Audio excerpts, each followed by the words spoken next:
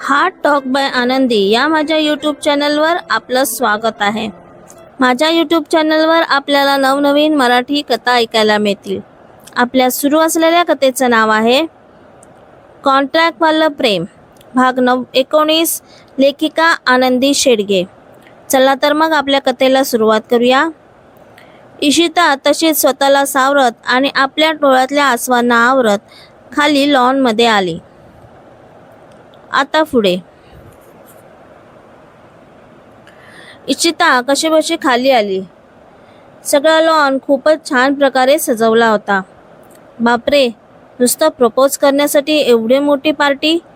ती पल खूपच प्रेम करते वाटतं मिहीरवर, इशिताने विचार करतच नाक मुरडलं।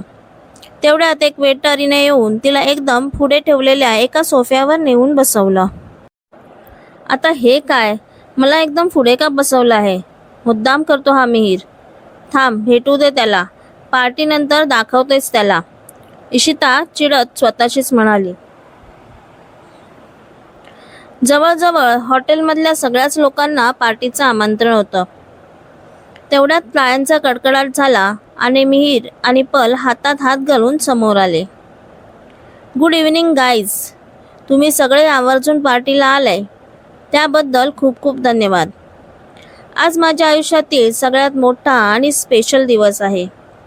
आज मी माझ्या प्रेमाला माझ्या प्रेमाची कबुली देणार आहे। अर्थातच आज तिला मी प्रपोज करणार आहे, मिहीर पलकडे बघत हसून म्हणाला।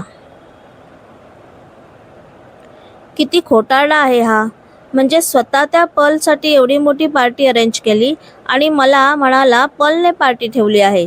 आता इशिताला नक्की कशाचा राग येत होता ते तिलाच कळत नव्हतं। सो फ्रेंड्स, मी आधी तुम्हाला काहीतरी सांगू इच्छितो, मिहीर म्हणाला आणि इशिता आपल्या विचारातून बाहेर आली। तुम्हाला ऐकायला मजा वाटेल की मी याआधी एक मनमौजी मुलगा होतो। नो कमिटमेंट, ओनली मजा। मला बंधनात अडकायला आवडत नव्हतं। मी 6 महिन्यांनी माझ्या गर्लफ्रेंड बदलत होतो, मस्त मजेत होतो। पण एक दिवस ती माझ्या आयुष्यात आली आणि मला माझ्यावरच विश्वास बसणार नाही असे बदल माझ्यामध्ये घडत गेले। मी कसा आहे हे तिला चांगलंच माहीत होतं आणि तिनेही ॲक्सेप्ट केलं, अर्थातच काही अटी ठेवून। मला माझ्या मनासारखं जगायला मिळणार होतं, यापेक्षा चांगली गोष्ट ती काय होती। पण फ्रेंड्स, खरंच सांगतो, तिच्यामध्ये असं काय होतं माहीत नाही, मी तिच्याकडले ओढला जात होतो। तिचा सहवास, तिचं बोलणं, तिचं हसणं, तिचं चिडचिड करणं, तिचं माझ्याशी भांडण करणं मला आवडू लागलं होतं। तिच्याबद्दल माझ्या मनात सॉफ्ट कॉर्नर तयार होत होता, मिहीर बोलत होता। इशिता त्याचं बोलणं लक्ष देऊन ऐकत होती आणि हे सगळं पलबद्दल आहे असा विचार करून जेलसी होत होती। काय वाटतं तुम्हाला फ्रेंड्स, मी तिच्या प्रेमात पडत होतो? मिहीरने तिथेच बसलेल्या लोकांना विचारलं। हो हो, हीच तर खरं प्रेमाची सुरुवात आहे, त्यातला एक जण ओरडला आणि बाकीच्यांनी त्याला दुजोरा दिला। हो ना, पण मला ते पटत नव्हतं। कदाचित मला त्यात पडायचं नव्हतं, म्हणून माझं हृदय तिच्या दिशेने जात असताना मी त्याला मागे खेचत होतो। पण असं किती दिवस चालणार होतं? आणि मग त्या माझ्या प्रेमाची जाणीव करून देणारी माझी ही बेस्ट फ्रेंड मला भेटली। मिहीर पलकडे बोट दाखवून म्हणाला, हा काय बोलतोय? सरळ बोलून मोकळं व्हायचं तर केवढी तिची तारीफ करत बसला आहे। इशिता इथे जळून जळून खाक होत होती। हिने मला माझ्यातल्या प्रेमाची जाणीव करून दिली आणि खरंच मी कधीच विचार केला नव्हता त्या बंधनात मी अडकलो। पण हे बंधन मला आज हवेसे वाटते, मिहीर एकदम खुश होत सांगत होता। आता इशिताला हे सगळं असह्य होत होतं। तिने उठून निघून जाण्याचा विचार केला आणि तिची चुळबुळ सुरू झाली। म्हणूनच मी आज फक्त आणि फक्त तिच्यासाठी हे सगळं केलं आहे। मी तिच्या प्रेमाच्या बंधनात अडकलो आहे हे मला आज सगळ्या जगाला ओरडून सांगावंसं वाटतंय। म्हणून माझा फक्त हा छोटासा प्रयत्न आहे। लेकिन वो लकी गर्ल है कौन? जल्दी बताओ यार, हमें भी देखना उस लड़की को जिसने हमारे भाई को इतना बदल दिया। समोर बसलेल्या लोकांमधून कोणीतरी बोललं आणि एकच हशा पिकला। बस झालं आता, मला नाही सहन होत, मी जाते। हा आणि याची पल मिळून काय तो धिंगाणा घालू दे। एवढं बोलून इशिता उठून निघून जाऊ लागली। तिला खरं तर त्या मुलीचं नाव ऐकायचं नव्हतं, म्हणून ती बेचैन होत होती। ज्या मुलीने या मिहीर धवनला बदलून टाकलं ती मुलगी ही आहे. मिहीरने इशिताकडे बोट दाखवत सांगितलं. इशिता निघून जात असल्यामुळे मिहीरला ती पाठमोरी होती, म्हणून मिहीरने कोणाकडे हात केला हे तिला माहीत नव्हतं. सगळे तिच्याकडे बघून टाळ्या वाजवायला लागले. इशिता, मिहीरने मागून अगदी प्रेमाने हाक मारली. तशी इशिता गरकन त्याच्याकडे वळली. त्याचा हात तिच्याकडेच होता. तो तिच्या समोर आला आणि आपला हात तिच्या समोर धरला. मिहीरकडून तिला हे सगळं अनपेक्षित होतं. ती ज्याच्यावर प्रेम करते तोही तिच्यावर प्रेम करत होता हे बघून तिचा आनंद गगनात मावत नव्हता. तिच्याही नकळत एक आनंदाश्रू तिच्या गालावर ओघळला. इशिताने हसत त्याच्या हातात हात दिला. मिहीर तिला घेऊन परत सगळ्यांसमोर आला. मिहीर एकदम फिल्मी स्टाईलमध्ये तिच्यासमोर बसला आणि तिच्यासमोर एक डायमंड रिंग धरली. मला आयुष्यभर साथ देशील? मला आयुष्यभर प्रेम करशील? एका वर्षासाठी नाही, पुढच्या सगळ्या माझ्या आयुष्यभर तू मला माझी बायको म्हणून हवी आहेस, मिहीर हसत म्हणाला. इशिताला अजूनही आपल्या कानावर विश्वास बसत नव्हता. तिने मागे पलकडे बघितलं. ती तिच्या नवऱ्याच्या हातात हात घालून उभी होती. तो फक्त तुझा आणि तुझाच आहे. मिहीर धवन दुसऱ्या कोणाचा होऊच शकत नाही, पल तिला हसत म्हणाली. इशिताने परत मिहीरकडे बघितलं आणि अंगठी घालण्यासाठी आपला हात पुढे केला आणि सगळीकडे टाळ्यांचा कडकडाट झाला. मिहीर उठून उभा राहिला. तशी इशिता त्याच्या मिठीत शिरली. तिचे डोळे अजूनही वाहत होते. रडू नको ग राणी, तुझा मेकअप उतरेल ना, मग इथे बसलेले सगळे लोक घाबरून पळून जातील आणि मी इथे पार्टीमध्ये ठरवलेलं एवढं जेवण फुकट जाईल ना, मिहीर इशिताची मस्करी करत म्हणाला. इशिताने एकदा त्याच्याकडे रागाने बघितलं आणि परत हसत त्याच्या मिठीत शिरली.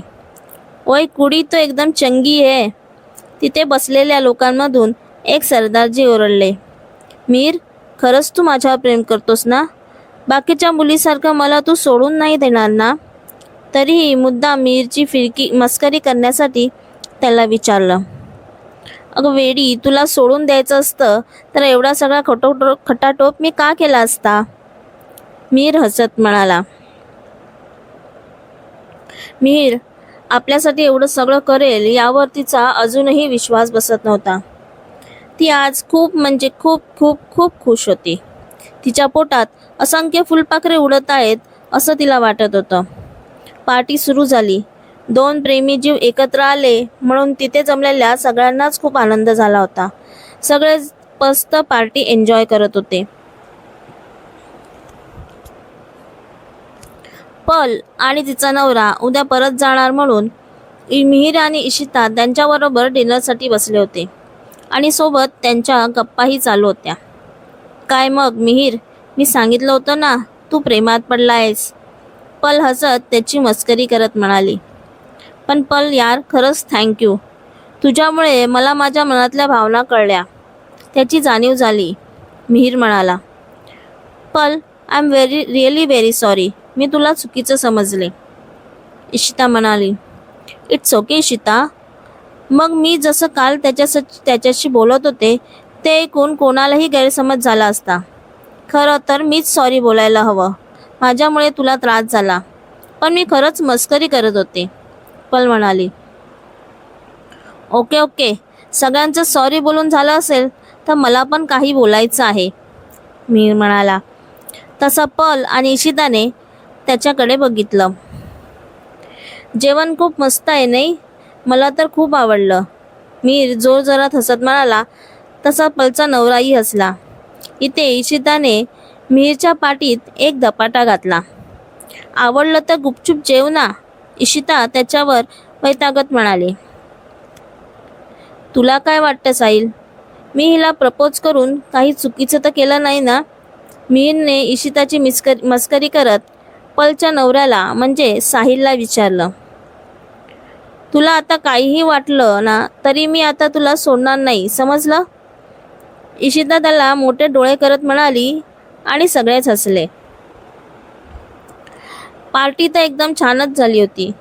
थोड्या वेळाने इशिता मिहीरचं परत एकदा अभिनंदन करून सगळे आपापल्या रूममध्ये निघून गेले. पल आणि साहिल उद्या सकाळी लवकरच निघणार होते, म्हणून आत्ताच मिहीर आणि इशिताचा निरोप घेऊन ते दोघेही निघून गेले. इशिता आणि मिहीर इशिताच्या रूममध्ये आले. इशिता आज खूपच खुश होती. त्या आनंदातच इशिताने आपलं अंग बेडवर झोकून दिलं आणि मिहीरने तिच्या बाजूला. तू खुश तर आहेस ना? तुझं माझ्यावर प्रेम तर आहे ना? मिहीरने तिचा हात हातात घेत विचारलं. वेडा, सगळ्यांसमोर प्रपोज करून आता विचारतोस माझं तुझ्यावर प्रेम नसतं तर माझा हात तुझ्या हातात दिला असता का? इशिता म्हणाली.